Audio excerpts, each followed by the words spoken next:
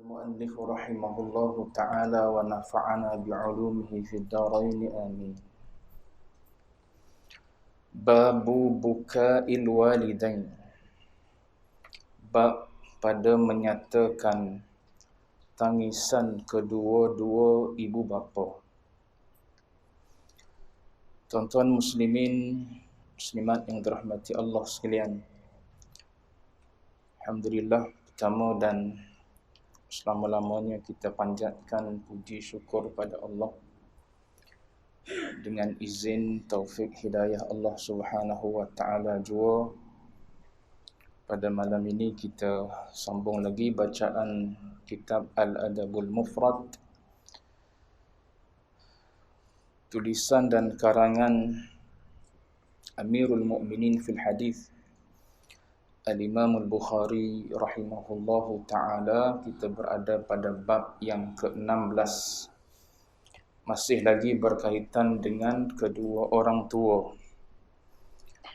Pentingnya kedudukan mereka ini pada seorang anak, sehingga Al-Imam Al-Bukhari rahimahullahu ta'ala pun meletakkan bab berkenaan dengan ibu bapa ini di awal-awal kitab Adab Mufrad dia. Tajuk pada malam ini ialah berkenaan dengan tangisan kedua ibu bapa. Cuma tangisan ini kita bahagikan secara mudahnya kepada dua. Satu, tangisan fi ta'ah.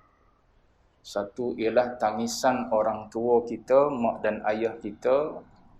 Tapi tangisan tersebut adalah tangisan yang merupakan ketaatan kepada Allah. Mungkin kita bercakap dengan dia soal akhirat. Mungkin kita berbicara dengan dia dalam bentuk doa dan harapan sebagai seorang anak, ataupun menceritakan betapa besarnya jasa mereka pada kita sehingga datang rasa sedih dalam diri mereka, maka mengalirlah air mata.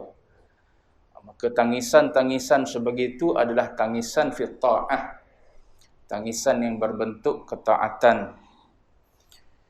Itu bukan perkara yang kita nak bicarakan dalam tajuk yang ke-16 ataupun bab yang ke-16 ini.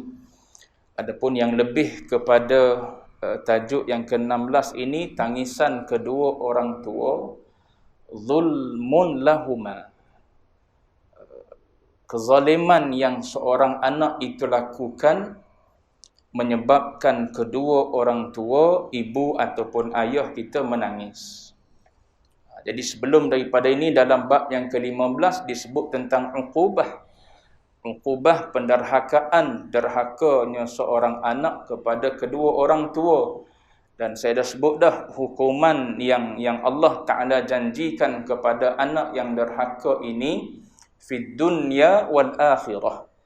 Dunia pun dia dapat, akhirat pun dia dapat. Andai tak taubatlah, kait dengan andai tak bertaubat. Kalau bertaubat tu cerita lain. Ni cerita kita ni maknanya dia tidak bertaubat daripada dosa-dosa ataupun daripada kezaliman derhaka dia kepada kedua orang tua. Baik.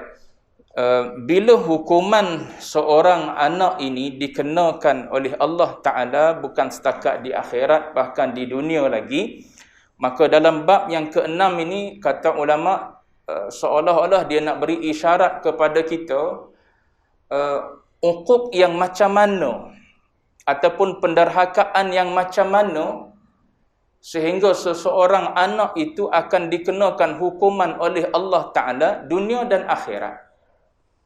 Maka didatangkanlah bab yang ke-16 ini, bab menyebabkan kedua orang tua menangis.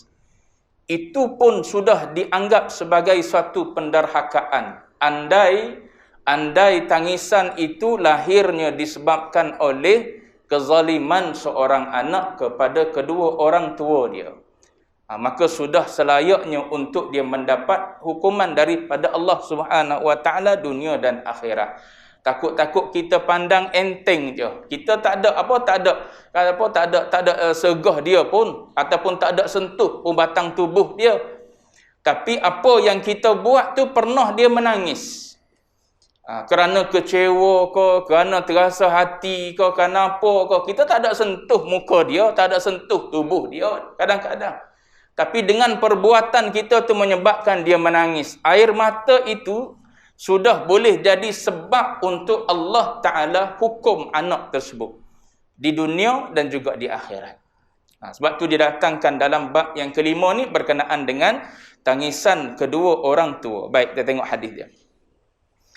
Hadis yang ke-31, hadis mauquf. Dia kata haddatsana Musa qala haddatsana Hammad bin Salamah an Ziyad bin Mikhraq an Taysalata annahu sami'a ibn Umar yaqul buka'ul walidaini minal 'uquqi wal kaba'ir. Sayyidina Abdullah bin Umar radhiyallahu anhuma, ni anak Sayyidina Umar bin Al-Khattab radhiyallahu anhu, berkata, menangisnya kedua-dua ibu bapa adalah termasuk daripada kederhakaan dan dosa-dosa besar. Itu jelas daripada perkataan Abdullah bin Umar, perbuatan seorang anak yang menyebabkan ibu dan ayahnya menangis adalah merupakan penderhakaan kepada kedua orang tua. So maknanya kalau kita tengok balik dalam sirah kita, sirah hidup kita dengan mak dan ayah kita, pernah ada ketika dia menangis, maknanya itu dosa. Maknanya itu dosa besar. Bila sebut dosa besar, maknanya kena taubat. Dia tak cukup dengan istighfar kalau dosa besar. Dosa besar tak ampun dengan istighfar. Kena melalui jalan taubat. So taubat kena belajarlah pula cara nak bertaubat macam mana. Tu kalau mak ayah kita masih ada. Kalau mak ayah kita tak ada dah, nak buat macam mana? Jadi ulama tolong sarankan pada kita macam mana kita nak buat andai mak dan ayah kita dah meninggal dunia, tapi kita duk ingat-ingat balik kita pernah ada satu ketika ataupun beberapa kali menyebabkan mak kita ni menangis dengan kita. Kadang-kadang mak nangis juga tapi sebab happy sangat. Anak dia balik dengan kejayaan, bawa Rizak suka mak. Tu tangisan macam tu tak apa. Ni tangisan yang kejahatan yang kita buat ataupun kezaliman yang kita buat. Jadi orang tanya kepada Abu Laith As-Samarqandi. Orang tanya ulama macam mana kalau kedua orang tua ni dah meninggal dunia, dalam keadaan kedua orang tua tu meninggal dunia, marah dia kepada anak-anak dia. Ataupun marah pada kita, contoh na'udzubillah lah, jadi anak derhaka. Cumanya bila keadaan tu berlaku begitu, maka dia kata yang pertamanya yang boleh dibuat oleh seorang anak untuk memastikan kedua orang tua dia redha walaupun kedua orang tua dia dah meninggal dunia, yang dia boleh buat yang pertama, dia pastikan diri dia jadi seorang anak yang soleh. Maknanya kena baiki diri lah. Diri kita sendiri, jangan tengok orang lain, diri kita. Pastikan kita jadi anak yang soleh. Soleh pada ukuran agama. Jangan ukuran manusia pula. Manusia kata soleh betul dia ni, padahal dia jenis apa? Jenis depan orang je. Dia buat macam warak itu. Tak soleh pada agama. Agama menghukumkan orang ni soleh. Maka orang tersebut adalah soleh. Ukuran dia ukuran agama. Baik, baiki diri biar kita jadi orang soleh. Kenapa ni Abu Laith As-Samarqandi kata suruh jadi anak yang soleh ni? Sebab tak ada mana-mana ibu bapa yang tak suka anak dia jadi soleh. Walaupun dia bukan orang soleh. Walaupun mak dan ayah tu bukan orang soleh, tapi kok mana pun dia nak anak dia jadi orang soleh. Maknanya seorang mak, seorang ayah pasti happy lah kalau dia tahu anak dia seorang yang soleh. Dia tak tahu pun anak dia buat perangai apa di sekolah, tapi tiba-tiba hari cikgu panggil pergi sekolah, cikgu cerita, anak tuan ni baguslah dia tu. Suka tolong cikgu. Happy tak mak ayah? Happy. Walaupun Rizak tak bagi tahu lagi. Rizak cuma Rizak je teruk sikit. Tapi dengan anak ni suka tolong cikgu, suka ringan tulang, suka angkat buku cikgu, suka bagi salam pada cikgu, suka bersalam dengan cikgu. Suka dah kita dengan anak kita gitu. Cumanya tuan, Rizak dia teruk sikit untuk person ni. Gitu. Cuma nak beritahunya, mana-mana parent pasti akan suka. anak soleh. Maka Abu Laith As-Samarqandi kata, dibina atas asas itulah walaupun mak ayah dah mati, kita jadi soleh, dia duduk di alam barzakh tu dia happy dengan kita. Maka kena usaha jadi soleh. Barulah mak ayah duduk alam barzakh tu puas hati, mana aku alhamdulillah dah berubah dah. Dulu ibarat kata kalau bercakap agak kasar. Dulu selalu buat mak ayah termenung, mak ayah pun menangis. Tapi bila dah meninggal ni berubah dah dia, jadi soleh dah. Alhamdulillah, duduk dalam kubur tapi syukur anak dia dah jadi orang soleh. Tu kata Abu Laith As-Samarqandi. Satu. Yang kedua, Abu Laith As-Samarqandi kata hubung silaturrahim.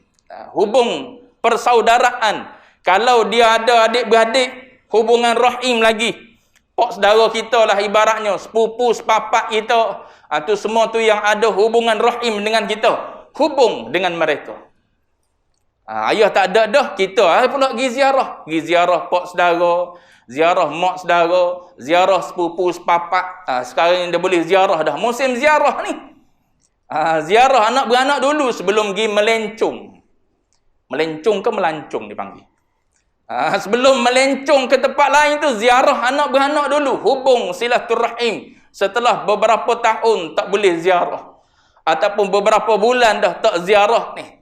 Walaupun itu bukan maksud sebenar putus silaturahim, kita dah sebut dah itu. Cuma bila ada peluang ziarah, sebab apa? Bila kita pergi ziarah adik-beradik dia, mak duduk alam arwah, ayah duduk alam arwah, dia tahu setiap perbuatan orang yang hidup. Maka dia tengok kita ziarah adik-beradik dia, sukalah dia. Patut lagi kita hormat pula, kita bawa hadiah pula, sedikit buah tangan pula bagi. Cerita pula, bercakap pula tentang apa? Tentang suasana ketika dia adik-beradik kecil-kecil lagi kau sembang. Tajuknya tajuk zaman ayah kita dan apa? Dan adik-beradik dia tu zaman sekolah, zaman remaja, zaman muda. Suka. Menyebabkan adik-beradik dia tu pun suka. Pak saudara kita tu pun suka. Ayah kita, mak kita duduk di alam barzakh tu pun suka. Abu Laith As-Samarqandi sebut. Kemudian dikata yang ketiga ni, yang ni kita hadiahkan kepada dia lah. Sampaikan doa kita kepada dia, istighfar kita hadiahkan kepada dia, minta ampun bagi diri kita, kemudian bagi kedua orang tua, sedekahkan pada mereka, buat majlis kenduri, buat apa? Buat tahlil arwah dan sebagainya, sedekahkan pahala pada mereka, doakan untuk mereka. Itu di antara 3 cara yang disebut oleh Abu Laith As-Samarqandi untuk seorang anak yang pernah menderhakai kedua orang tuanya ataupun salah seorang daripada mereka saat mereka sudah tiada lagi. Tu jalan dia. Ulama cari jalan nak suruh kita ni tak putus asa. Satgi duduk putus asa pula. Ayah tak ada dah macam mana nak minta maaf, macam mana nak minta maaf ni. Baik. Kemudian ulama bincang lagi. Apa sebab sebenarnya seorang anak ni boleh jadi macam ni? Seorang anak ni sampai ke satu tahap menyebabkan mak ayah dia menangis. Ataupun derhaka kepada mak dan ayah dia. Satu, yang pertama sekali ulama kata al-jahlu, jahil. Kok mana pun ilmu dulu. Sebab tu dalam Quran sebut fa'lam annahu la ilaha illallah. Baru masuk wastaghfir li dzambik. Ayat Quran sebut fa'lam, ilmu dulu. Barulah istighfar. Istighfar tanpa ilmu tak ada apa. Bolehlah pahala tapi tak hapus dosa. Sebab apa? Sebab tak ada makna dalam istighfar tu. Pahala bolehlah lisan kita sebut zikir tu boleh dah pahala lisan. Cuma hasil pada hati kita yang kotor tu tak ada. Sebab apa? Tak ada makna istighfar tu. Istighfar dengan dengan kelalaian. Tapi daripada tak istighfar langsung baik istighfar. Cuma kalau istighfar tu disertakan dengan makna yang tu yang nak.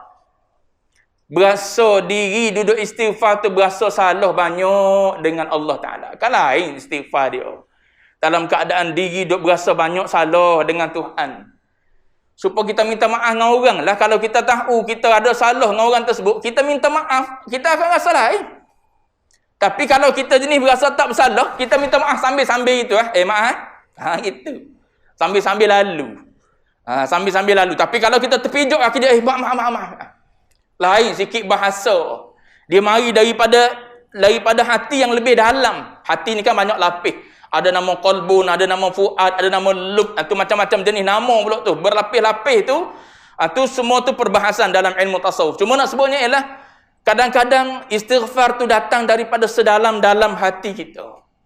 Dan penuh dengan makna. Yang tu yang nak. Berbeza dengan sekadar di lisan. Astaghfirullah. Tanpa ada makna. Lisan pun tanpa hudur di hati. Apa makna istighfar. Tu semua tu. Kalau kita melalui jalan tasawuf, dia ajarlah istighfar tu sambil menghadirkan seluruh dosa daripada hujung rambut sampai hujung kaki. Maknanya tilik. Nak habis 100 istighfar tu daripada hujung rambut sampai hujung kaki tu. Tengok dosa balik. Tak nampak lagi dosa kat tu lah dosa nama dia. Tilik daripada hujung rambut sampai hujung kaki tak nampak dosa. Itulah dosa nama dia. Buta dia panggil. Buta terhadap dosa kita. Berasa maksum tu. Ibarat macam tu lah bahasa dia. Sebab apa? Tak ada dosa aku. Tak ada dosa aku. Iya, tak ada dosa. Sebab kita buta, tak nampak. Kena cari orang yang boleh celekkan mata hati kita untuk nampak. Bila nampak tu, sentiasa ada rasa salah dengan Tuhan, rasa tak kena. Duduk macam ni, nak zikir, rasa tak kena. Duduk macam ni, semayang macam ni, rasa tak kena. Rasa tak beradab, rasa tak indah, rasa tak seronok. Jiwa. Jadi samalah ibadat. Duduk depan orang, sama baju dia. Dengan duduk seorang diri ibadat, sama. Duduk depan orang zikir molek, duduk seorang diri pun gitulah keadaan dia berzikir. Duduk depan orang pakai jubah, pakai serban, pakai kopiah, dia semayang. Duduk belakang orang dia pakai singlet tak ada tu. Pagoda, cap pagoda semayang zuhur. Tapi bila mari masjid, jubah 2 lapis pakai. Bukan kata salah, cuma jiwa kita ni, cerita bab jiwa ni. Cerita bab jiwa kita yang tak sama bila kita duduk dengan orang, kita duduk seorang diri. Baik. Satu, al-jahlu. Yang pertama sekali jahil. Yang ni kalau mengaji dengan Baba Zik, memang highlight tiap-tiap kali kuliah ilmu ni. Kok mana mesti lalu kok ilmu dulu. Kalau setiap kuliah dia, mesti dia sebut bab ilmu. Antara yang dia pernah sebut, ilmu ini adalah cahaya. Dia tahu. Ni gini. Cahaya. So, bila kita duduk dalam cahaya, kita tak teraba-raba. Kita nampak mana pintu, mana tangga, mana tiang, mana dinding, kita tahu. Tapi kalau tak ada ilmu, ibarat duduk dalam gelap. Dia kata, jawab dia tak tahu. Mana pintu, mana dinding, mana tiang, langgar belakang. Kalau kita duduk dalam ibadat, gitu lagi teraba-raba, maknanya kita belum berilmu. Semayang teraba-raba lagi. Tak tahu nak buat macam mana ni. Bila berlaku kes, imam bangun rakaat kelima, kita masbuk, nak buat macam mana? Imam bangun rakaat kelima, kita masbuk ni. Kita memang sepatutnya kena tambah 1 rakaat lagi. Dan kita tahu imam tu bangun rakaat kelima. Kita nak bangun ke nak tunggu? Sudah. Kalau kita tak tahu, macam mana selesai dia? Kalau kita tahu tu rakaat kelima, macam mana selesai dia? Kalau teraba-raba lagi, maknanya kena ngaji fiqh lagi tu. Tapi kalau kok mana mari kes pun kita tahu selesai. Tak ada duk toleh-toleh orang dah. Ni tak toleh orang lalu. Macam mana tengok orang sebelah. Dia bangun juga kita. Tu lama ada penyelesaian belaka dah dalam kitab fiqh tu. Tu kalau kita tercari-cari lagi, maknanya kita masih teraba-raba dalam ilmu. Ngaji. Ngajilah ilmu fiqh nak selesai masalah ibadat solat. Apa ibadat banyak lagi. Yang kedua kata ulama selepas jahil ialah su'ut tarbiyah. Didikan yang tak baik. Silap pada mak ayah didik. Cara didik anak tak kena. Cara didik anak duk tengok mak dengan ayah, macam mana muamalat dia dengan mak dan ayah dia, dengan tu. Kita ada anak duk tengok kita. Kita bermuamalat dengan ayah kita, maknanya dengan tok anak kita. Kita mungkin pernah bercakap dengan suara tinggi. Kita mungkin pernah bercakap dengan suara yang sindiran sinis. Ataupun mungkin kita pernah marah. Mungkin kita pernah celak mata. Mungkin kita pernah empak itu, ini dan sebagainya. Anak dia tengok tu. Tu dipanggil su'ut tarbiyah. Budak ni belajar daripada kita. Apatah lagi, dia mari bab buka walidain ni, antara ulama sebut ialah dia mari bab buka walidain ni, bab tangisan kedua orang tua ni isyarat nak bagi tahu hukuman akan berlaku kepada anak yang derhaka sebagaimana dia buat kepada mak dia. Sebagaimana mak dan ayah dia menangis, nanti dia akan menangis. Anak dia akan buat pada dia. Sebab anak dia tengok sekarang macam mana ayah dan mak layan mak dan ayah dia. Mak kita dan mak mertua kita.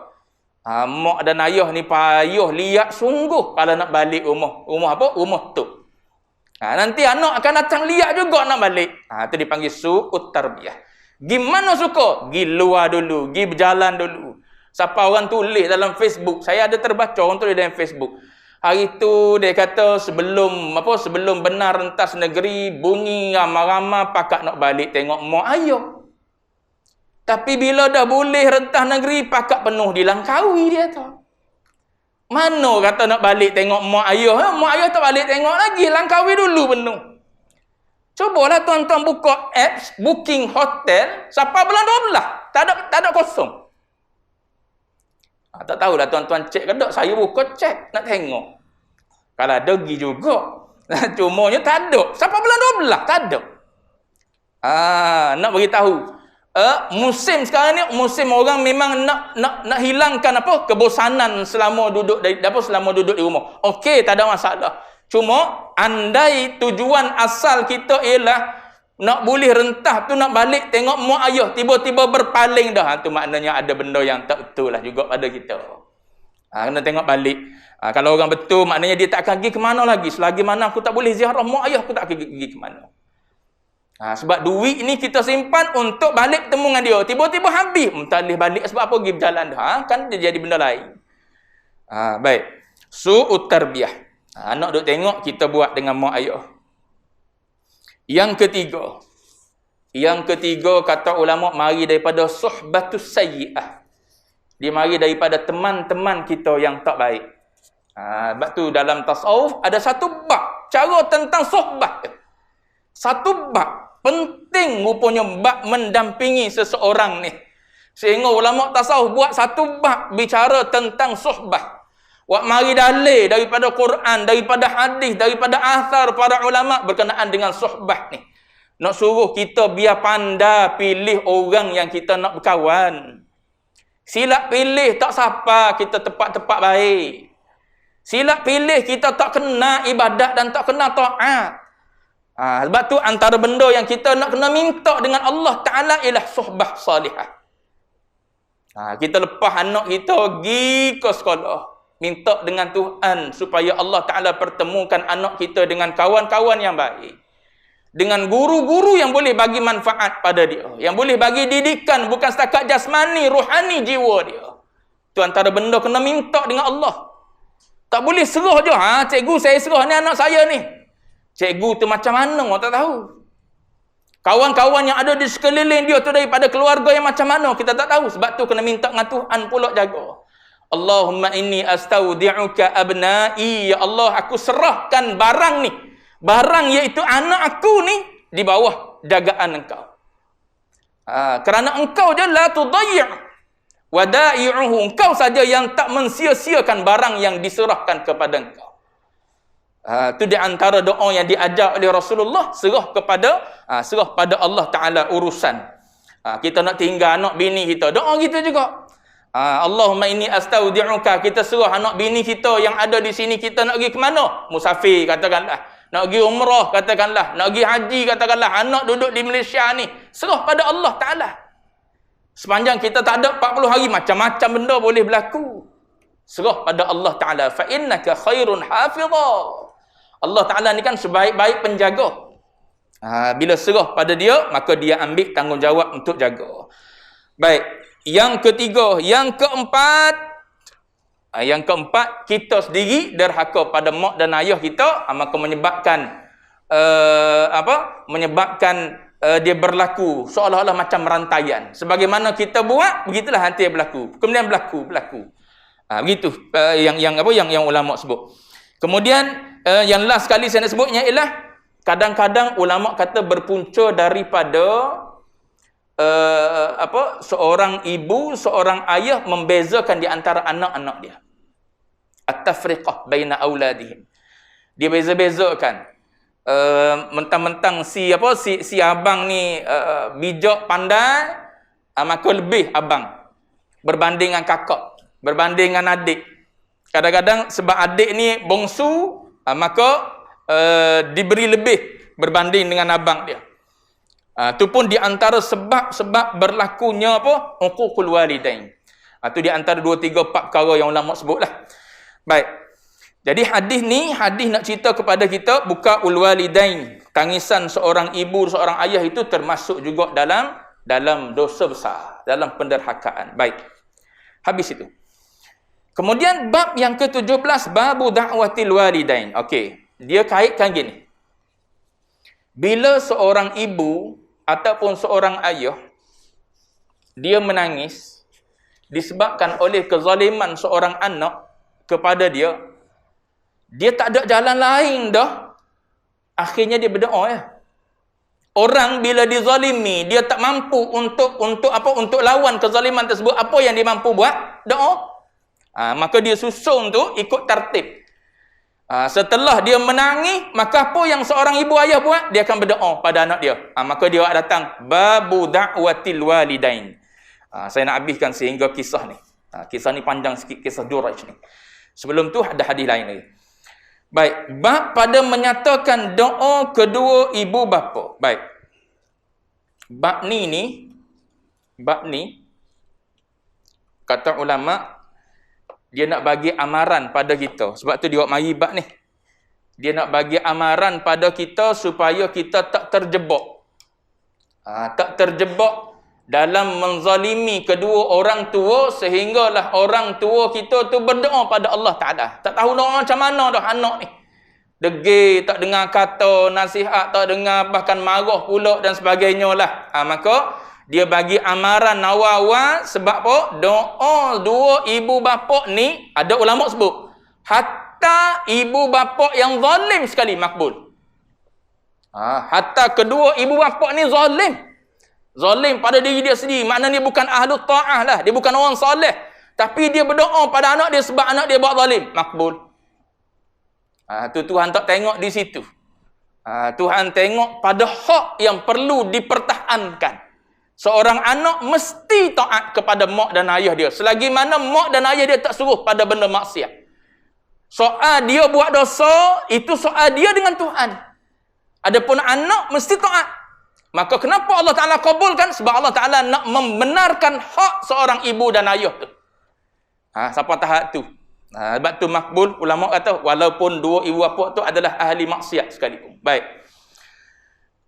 Maka dia kata, Haddathana Mu'ad bin Fadalah. Qala haddathana Hisham an Yahya huwa bin Abi Kathir. An Abi Ja'far annahu sami'a Aba Hurairah radhiyallahu anhu yaqulu qala an-nabiy sallallahu alaihi wasallam. Thalathu da'awatin mustajabatun lahun la syakka fihin da'watul mazlum wa da'watul musafir wa da'watul walid ala waladih. Baik. Abu Hurairah radhiyallahu anhu berkata Nabi sallallahu alaihi wasallam telah bersabda 3 doa yang mustajab yang tidak diragukan lagi padanya, iaitu doa orang yang dizalimi, doa orang yang bermusafir, dan doa kedua-dua ibu bapa kepada anaknya.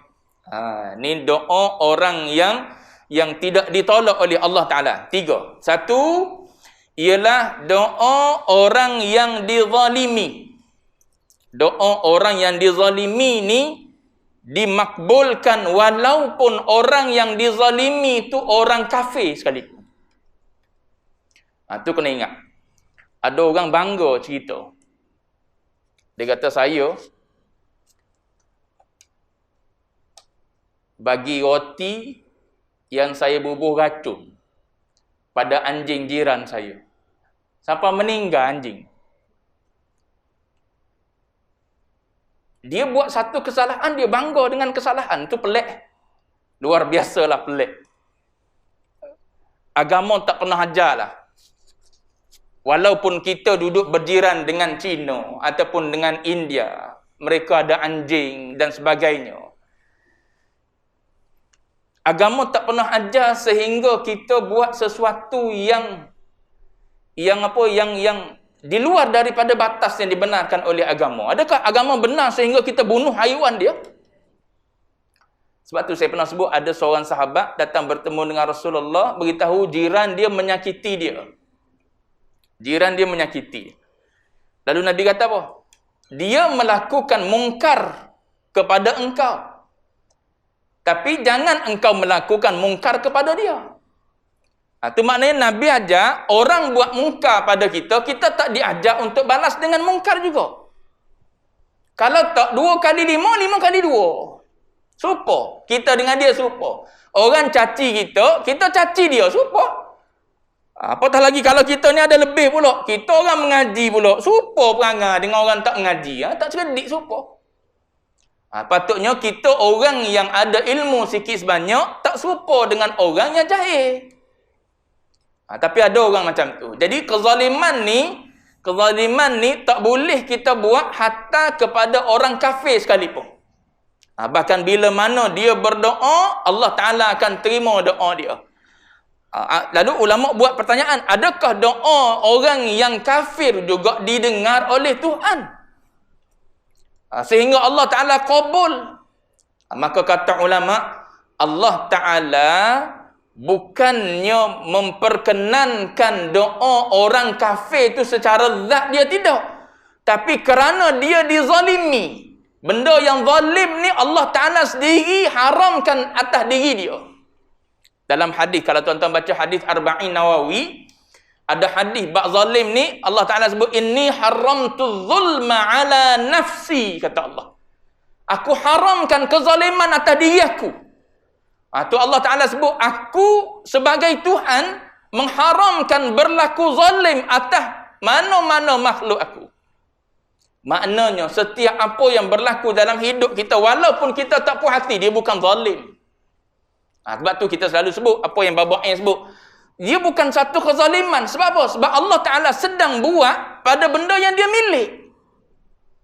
Kalau Allah Ta'ala buat sesuatu di luar daripada benda yang dia milik, ya, dia zalim.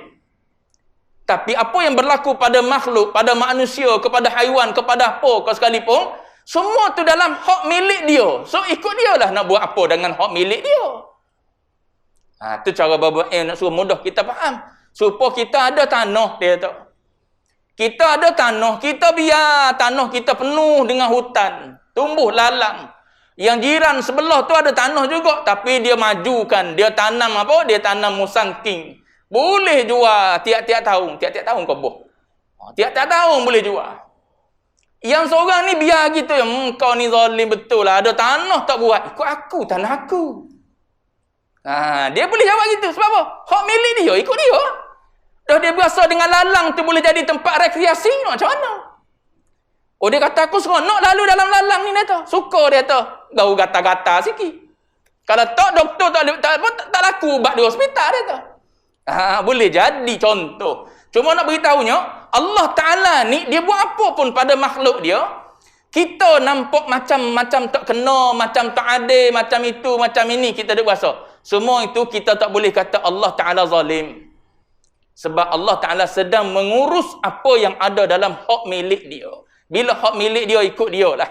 Supaya kita buat apa, supaya kita tengok orang beli kereta. Beli kereta molek-molek, dia pergi tukar.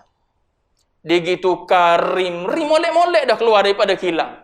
Dia jual rim tu, dia pasang rim lain. Kemudian dia beli sketing molek-molek, kereta tu molek-molek dah, boleh naik bongo molek je.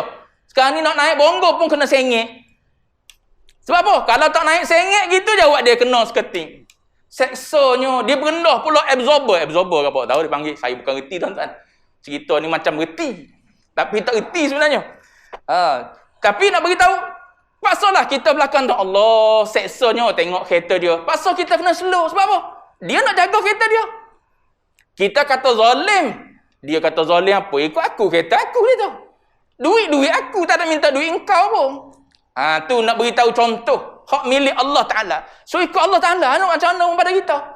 Dia nak bagi kita ni duduk dalam keadaan macam mana. Dia nak bagi anak kita ni ada yang berjaya, ada yang tak berjaya, ada yang begini, ada yang begini. Ikut dia, hak dia. Tu kalau kita tilik pada af'al Allah Ta'ala lah. Baik. Jadi, da'watul mazlum ni termasuk orang yang dizalimi tu orang yang kafir sekalipun. Kenapa Allah Ta'ala kabulkan juga? Sebab Allah Ta'ala mengharamkan zalim atas diri dia. So, apa yang Allah Ta'ala buat tak pernah ada unsur-unsur kezaliman. Baik. Kemudian, yang kedua, Allah Ta'ala kabulkan doa orang yang dizalimi walaupun dia kafir. Bukan Allah Ta'ala tolong orang yang dizalimi tu. Tapi Allah Ta'ala tolong kebenaran yang perlu ditegakkan. Sebab orang ni dizalimi. Bila dizalimi, itu batil. Allah Ta'ala nak suruh hak tertegak. Kebenaran tu tertegak. Maka Allah Ta'ala kabulkanlah doa dia. Contoh, orang kafir, tanah dia dirampas oleh pemerintah Islam, katakanlah. Seorang kafir berdoa, minta pada Allah Ta'ala. So, maka Allah Ta'ala pun perkenankan doa dia. Allah Ta'ala perkenan tu bukan nak tolong orang kafir tu. Tapi nak tolong kebenaran mesti ditegakkan. Maknanya hak dia kena bagi juga pada dia. Sebab apa? Sebab dia pun bukan orang pendatang. Dia orang tempatan juga contoh. Tu kata ulama. Kemudian, dalam masa yang sama, kata ulama, Allah Ta'ala kabulkan doa orang kafir ni kerana Allah Ta'ala nak tolong yang zalim tu lah. Orang Islam yang zalim, orang mukmin yang zalim tu, Allah Ta'ala nak suruh tercabut kezaliman orang Muslim mukmin yang buat zalim tu, maka Allah Ta'ala bantu dan tolong menegakkan kebenaran yang datangnya pada zahirnya kita nampak daripada doa orang-orang yang kafir tadi, yang dizalimi tu. Tu da'watul mazlum. Baik. Yang kedua, wa da'watul musafir, orang yang bermusafir. Dalam riwayat yang lain dia kata doa seorang saudara kepada saudaranya. Itu maknanya ketika bermusafir. Kita musafir, dalam bermusafir tu kita doakan kepada sahabat handai kita. Teringat kepada orang ni, kita doakan. Maka doa tersebut juga tidak ditolak oleh Allah Ta'ala. Cumanya, idza tawaffaratis syurut. Ulama letak gitu. Dengan syarat, dia ulama kata. Ada beberapa syarat pula kabul doa tu, iaitu satunya aklul halal, makan yang halal. Kenapa tak kabul juga ni? Aku ni duduk dalam musafir ni, berdoa ni.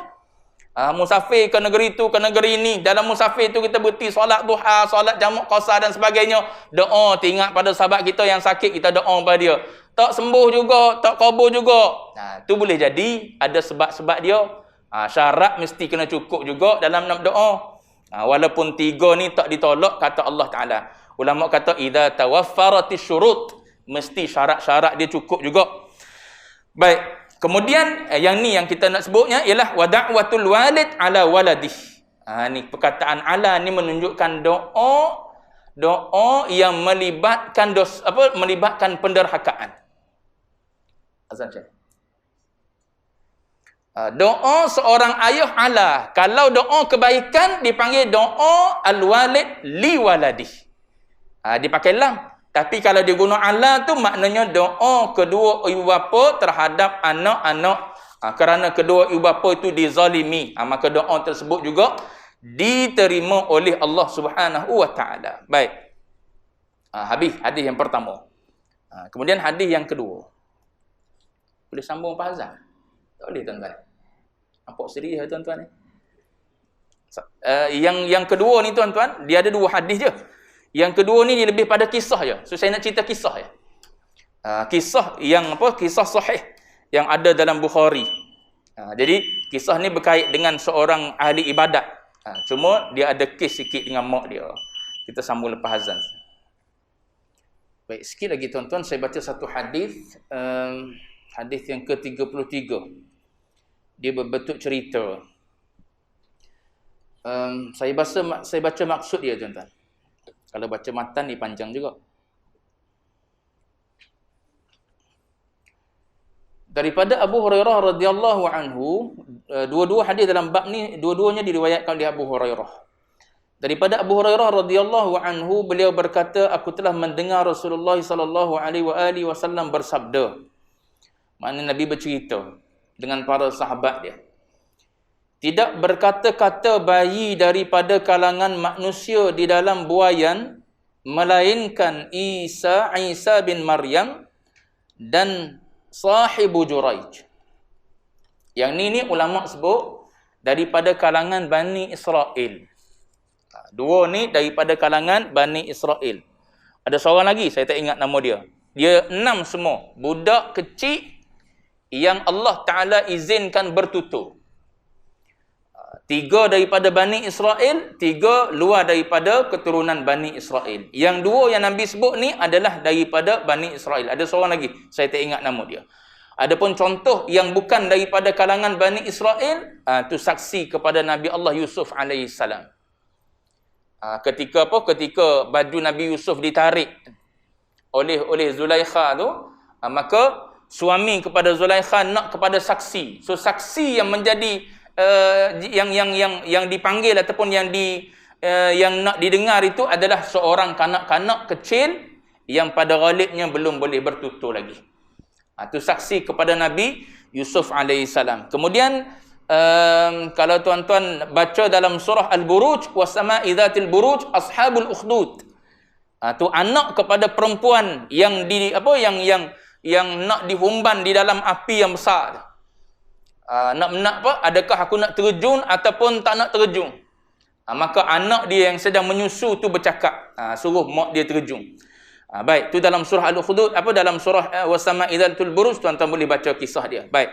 Tu di antara beberapa manusia kecil yang Allah Ta'ala izinkan mereka tu bertutur. Baik, ada lagi yang lain. 6 semua ulama-ulama bilang. Baik. Lalu ada yang bertanya, wahai Nabi Allah, siapa sahibu Juraij? Rasulullah SAW bersabda, Juraij adalah seorang lelaki rahib. Rahib ni maknanya ahli ibadat. Asal Juraij ni, dia adalah orang meniaga. Itu yang disebut oleh ulama. Asalnya dia adalah seorang peniaga. Dia meniaga. Kadang-kadang dalam riwayat lain sebut, kadang-kadang dia untung, kadang-kadang dia rugi.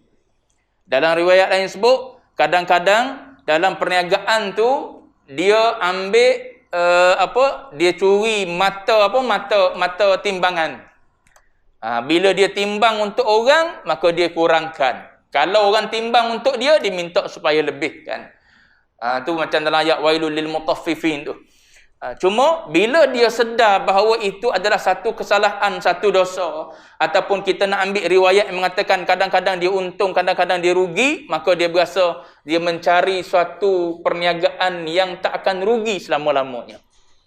Itulah yang dia dapat tu. Dia dapat jalan dia ialah beribadat kepada Allah Ta'ala.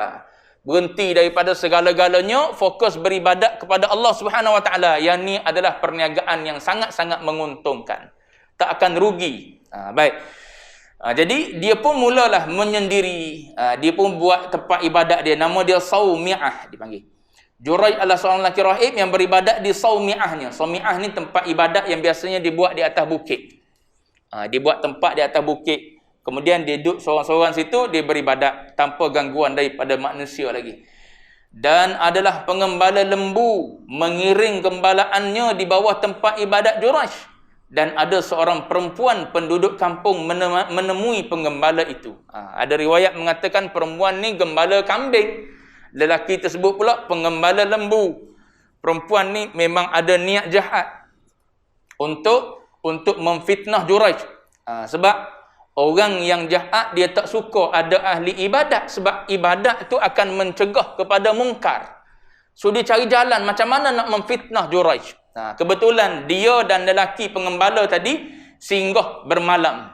Singgah bermalam di bawah tempat ibadat tempat ibadat Juraij ni. Baik. Pada suatu hari datang ibu kepada Juraij. Mak dia ni selalu datang ke rumah dia untuk hantar makanan malam. Kita panggil asyak dalam bahasa Arab. Maknanya dinner lah. Waktu lepas daripada sembahyang isyak, kalau macam kita ni maknanya lepas sembahyang isyak tu mak mari bawa makanan. Kebetulan pada masa itu dia tengah solat. Lalu memanggil, wahai Juraij. Juraij ketika itu sedang solat. Maka Juraij berkata dalam hatinya ketika dia bersolat, ibuku atau solatku, ummi wa salati. Itu di antara yang ada dalam teks hadis. Ummi wa salati, mak aku ke solat aku. Aku nak sahut panggilan dia, aku nak pergi nak putuskan solat, nak pergi bertemu dengan mak ke, ataupun aku nak teruskan solat. Itu benda yang bermain dalam hati dia. Maka Juraij berpendapat bahawa untuk mengutamakan solatnya, dia terus solat. Kemudian ibunya memanggil dengan nyaring buat kali kedua. Maka berkata Juraij dalam dirinya, ibuku atau solatku? Juraij memilih untuk mengutamakan solatnya juga. Kemudian ibunya memanggil dengan nyaring buat kali ketiga. Maka berkata Juraij dalam dirinya, ibuku atau solatku? Juraij telah memilih untuk mengutamakan solatnya.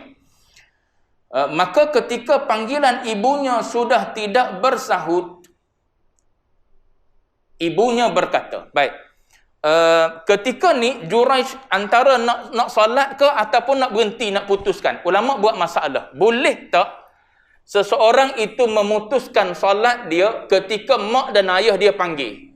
Dan adakah boleh itu pada solat sunat dan solat fardu ataupun sunat sahaja tidak fardu? Tu ulama buat masalah. Dia buat masalah, dia jawab. Ni bagusnya ulama kita. Dia tak tinggal kita terkapai-kapai dak lah. Maknanya dia tolong buat masalah. Sebelum kita mikir masalah tu, dia buat masalah, kemudian dia jawab. Imam Ahmad bin Hanbal menaskan keharusan seseorang yang solat sunat memutuskan solat untuk sahut panggilan mak dia.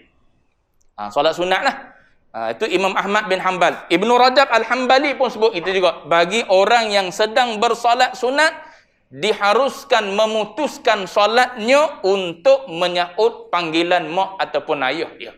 Itu dibenarkan. Pahala serupa dapat. Walaupun kita semayang tak sempurna lagi. Baru satu rakaat tiba-tiba mak panggil. Maka kita pun pergi bertemu dengan dia tu, pahala solat 2 rakaat dah umpamanya. Baik. Juraij tetap memilih untuk mengutamakan solatnya. Maka ketika panggilan ibunya sudah tidak bersahut, ibunya pun berkata, ni mak dia doa lah.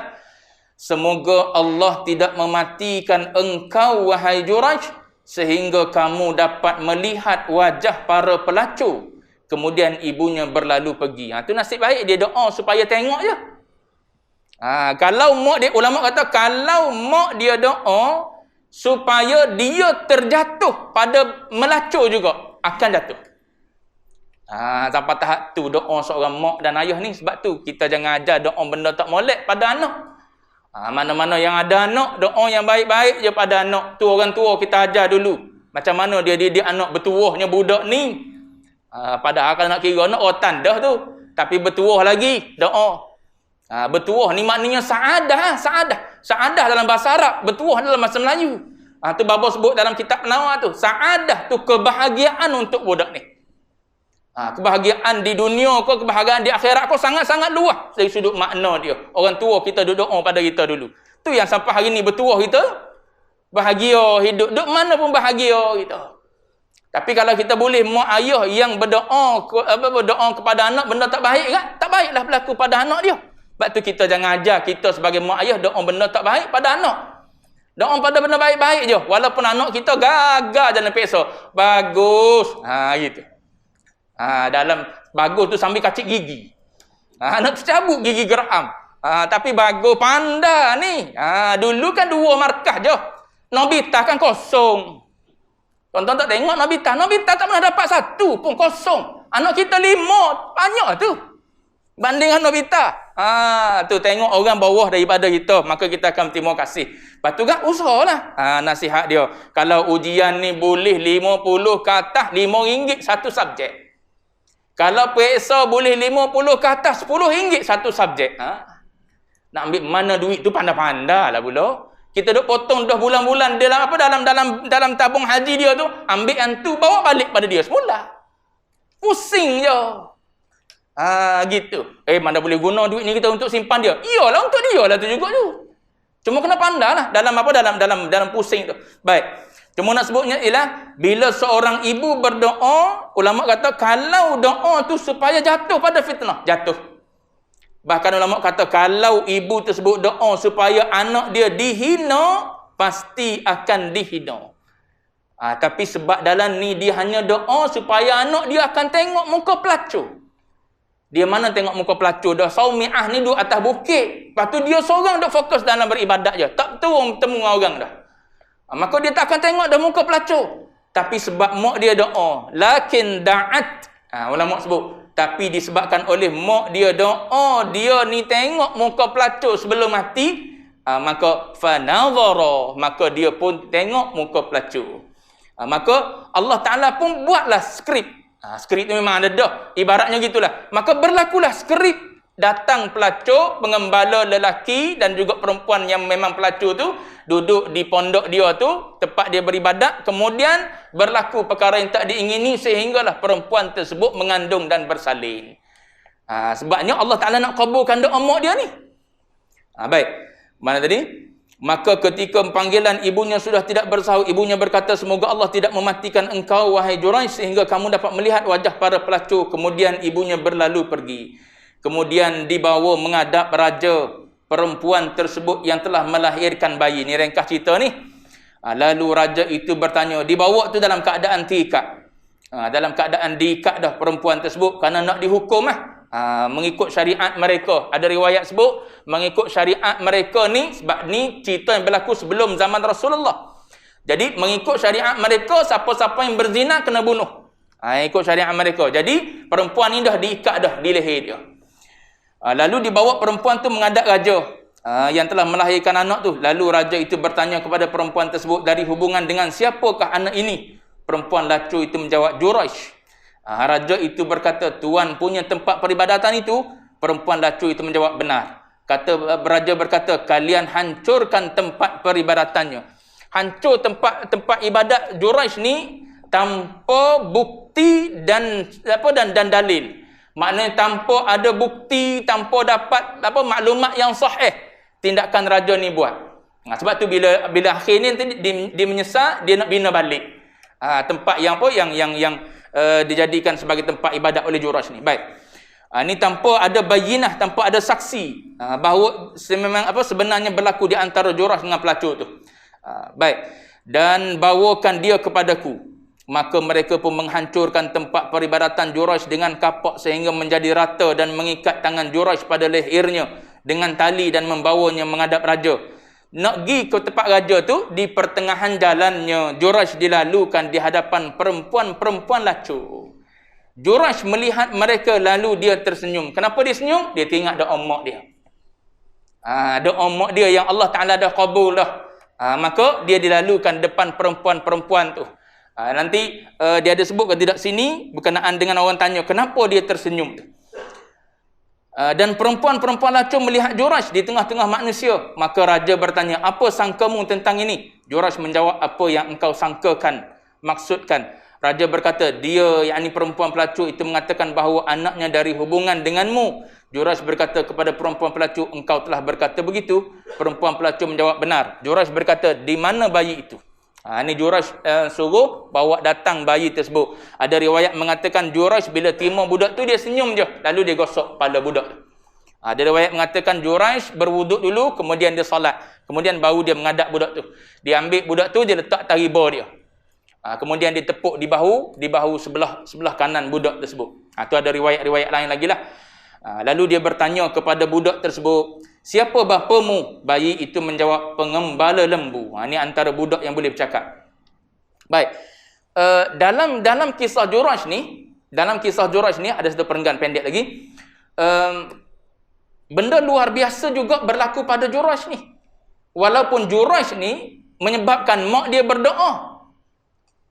Ni ulama sebut ni. Ulama sebut apa yang berlaku pada Juraish ni, dia melebihkan solat dia daripada panggilan mak dia. Maka Allah Ta'ala kabulkan doa mak dia. Mak dia nak anak dia macam mana? Nak anak dia melihat muka pelacur, maka Allah Ta'ala perkenankan. Tapi disebabkan oleh Juraish ni sebenarnya duduk dalam ta'at. Dia dalam diri dia, takkanlah aku dengan mak aku nak tinggal Tuhan.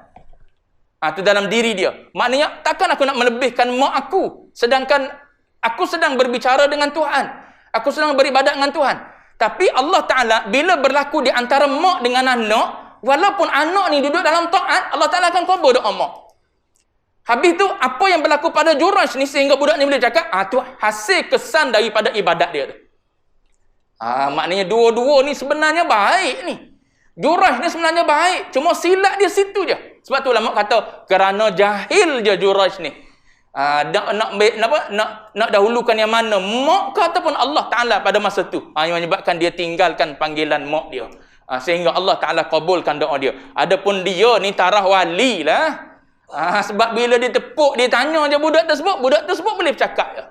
Bukan orang yang rendah disebabkan oleh derhakanya dia pada mak. Cuma nak beritahu kepada kita sini, doa mak tu adalah makbul. Baik. Raja berkata, ni last ni, apakah mahu kami bangunkan rumah ibadatmu daripada emas? Juraij menjawab tidak. Raja berkata, daripada perak? Juraij menjawab tidak. Raja berkata, lalu daripada apa akan kami bangunkan rumah ibadatmu? Juraij menjawab, kembalikan kepada seperti asalnya. Raja bertanya, apa yang membuat engkau tersenyum? Ada pun. Juraij menjawab, untuk satu perkara yang telah aku mengetahuinya, telah sampai kepadaku doa ibuku. Kemudian Juraij mengkhabarkan kepada mereka apa yang telah berlaku. Ini mengiyakan doa yang telah dipanjatkan oleh seorang ibu kepada seorang anak. Habis itu. Akan datang ialah bab pada menyatakan, menawarkan Islam kepada ibu yang beragama Nasrani. Wallahu a'lam wa ilmuhul atam.